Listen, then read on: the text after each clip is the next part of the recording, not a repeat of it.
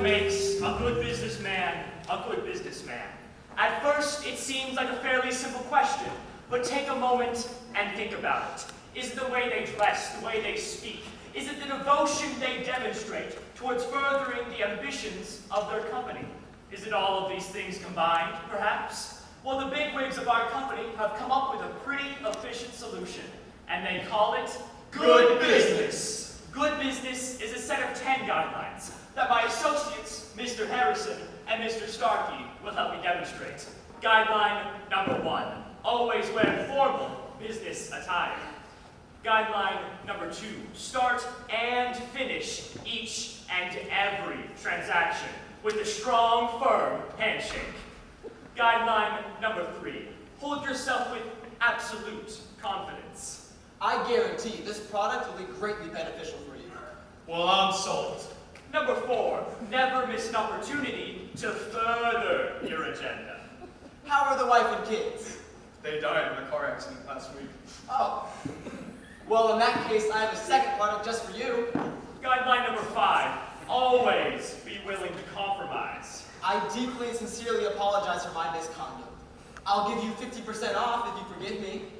Deal! Number 6, know your limits when compromising. So, we didn't have car insurance when we got in the wreck.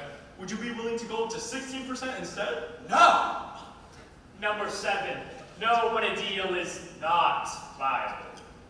Look, I'm sorry. I didn't mean to come off as opportunistic. Really, I just... Sir, it was only 2.5 kids. You can always make more. Number 8, always be sure to read the fine print. Look, it says in the fine print that I have the right to terminate our transaction at any opportunity I see fit. Good day to you, sir. Number 9, always have a lawyer present when issues arise. Look, you stop threatening me or you will be hearing from my legal team.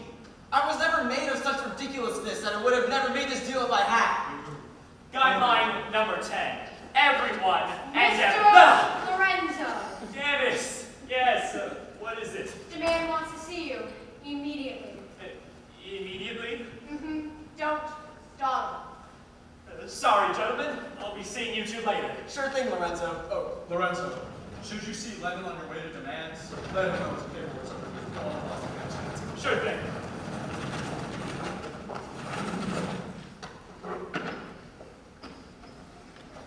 Hi, Mr. Lorenzo. Are you having a good day so far? I suppose. I'm here to see the boss. Of course. Go right on in.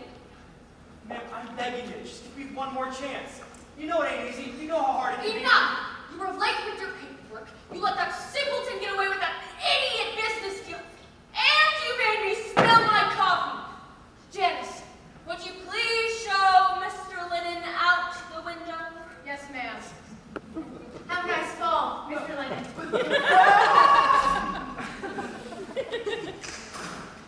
Some of you may call that unwarranted and blatant murder, but to Mr. Man, that was just business, and I can only hope I wasn't next.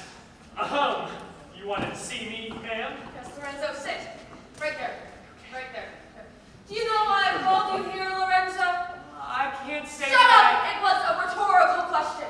Do you remember the most recent business deal you made with our biggest competitors? Yes, the one that merged our company in a 3-way business deal. Yes, that pathetic excuse for a transaction. Do you know what was wrong with it? I can't say that I do. Why are you sitting? Stand up when I'm talking to you. Well, first and foremost, your deal is clearly proposing that our companies merge into a monopoly. While ordinarily this would not be an issue, it is now a direct infraction of guideline number 7, all because that spineless crook Roosevelt decided that monopolies are illegal, and thus requires a complete rewrite. Well, Shut up! I was not finished, you fish-faced imbecile! Within the deal itself, you also outlined that our competitors will receive 50% of the profits, leaving us with the remaining 50%. yes, that was the deal. And at most, they will receive upwards of 80%, leaving us with a minuscule 20%, as is specifically written in the fine print. A clear infraction of guideline number 8. I'm sorry. Had I paid closer attention, this mistake wouldn't have happened. An amateur wouldn't make these mistakes. And finally, Mr. Lennon, who was present during the deal, mentioned in passing that you did not complete the transaction with a handshake. So that's a dirty lie. Shake my hand, sir! Go! A direct infraction of guideline number 2 and a lie to your superior. There will be severe repercussions for these outrageous behavior. Shall I be receiving a pay cut, ma'am? Oh no, you will not be receiving a pay cut. It's much worse than that.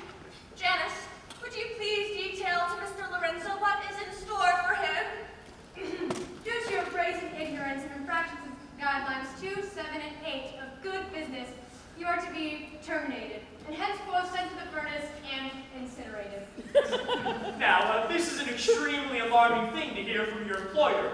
Naturally, I compose myself with dignity and grace befitting of a good businessman. Figures. Janice, would you be a doll and hunt Mr. Lorenzo for me? Yes, ma'am. Oh, and take Paula with you. I'd like for this to be dealt with quickly. Yay! I get to help! With respect, ma'am, I believe bringing Paul with you will only slow our pursuit. Would you like to go to the incinerator instead?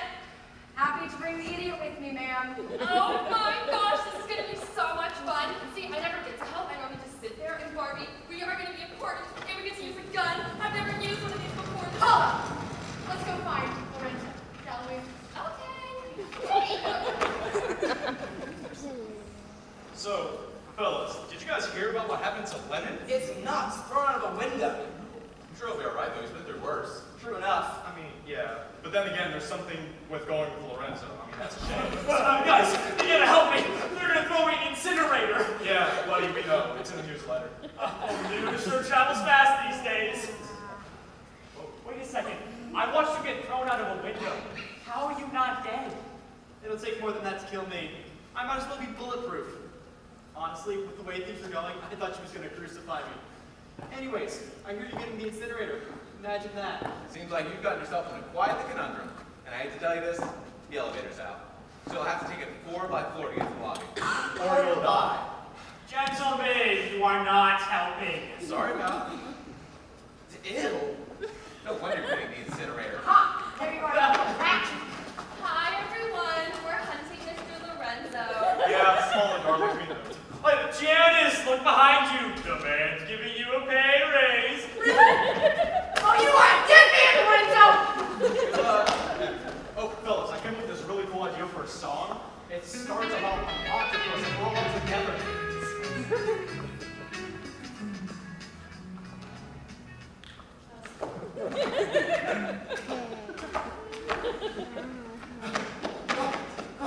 After a few floors, I finally had a moment of reprieve. But just where I started to feel safe. Mr. Lorenzo, I found you. Mr. Lorenzo, who's that? Not me, that's for sure. So I'll just leave. Okay, bye. Wait, that was Mr. Lorenzo. Come on! Oh my gosh, why were you barking? Like, Paula, what were you doing? I'm checking to see if it's loaded. This one's broken. Don't look down the barrel, especially with your There's finger on the literally trigger. nothing in You there. Meow! Oh my gosh, I'm so sorry. I'm genuinely. Janice, help me, please. Guess I'll have to find Lorenzo by myself. Should be faster anyways. It just doesn't make any sense. Fellas, help me. I need somebody. Help. Shut up, Ringo. Nobody likes you. I finally made my way to the ground floor. All I had to do was ask Paula to open the door. Oh, Paula, I need you. Wait a second. Janice, where's Paula? She has accidentally terminated herself. I'll be taking on her responsibilities from now on. Well, that's just great. Looks like you're at the end of your rope, Lorenzo. Demand! I have Lorenzo in the lobby. Lorenzo, you are a horrible businessman. If you have any last words, you have precisely 10 seconds. Well, thank you for employing me for all this time. If I am to be nothing but a footnote in a long and established history of the workman company, it's been a good All right, run. time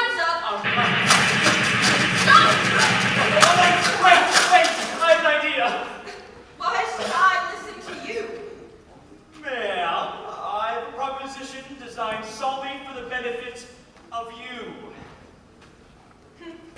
You have my attention. Well, the way I see it, I was a top employee at this company until my most recent mistake, which I take full responsibility for. My services, while not unique, were done by myself in a fashion that See, you that's the sole reason I want you dead. You are worthless and replaceable. Fair enough. I agree with you there. However, Paula, rest her soul, needs replacing. I may not have any training as a receptionist, but I'd be willing to take up her post in her stead. Spare yourself the humiliation. I would rather let you die with dignity. Well, I don't have it in print, but ma'am, I'm willing to grant you the sum of a year's worth of my salary if you don't terminate me. Is this something we can agree on instead of my most violent death? If it isn't, I think the best course of action would be to settle this in the court of law. Deal? Deal. Your handshake needs serious work, but the other guidelines are followed nearly perfectly. Well done, Lorenzo. Now, get back to work! And Janice, would you be a doll and clean up these shell casings for me? Yes, ma'am. You may have gotten away this time, Lorenzo, but I will be watching and waiting for your next slip up. Always watching, Lorenzo. Always watching. And with that, my life was allowed to continue by the grace of my wonderful boss, due in no small amount to what is easily the most important guideline of good business. Guideline number 10. Everyone and everything has a price. Have a good night, folks.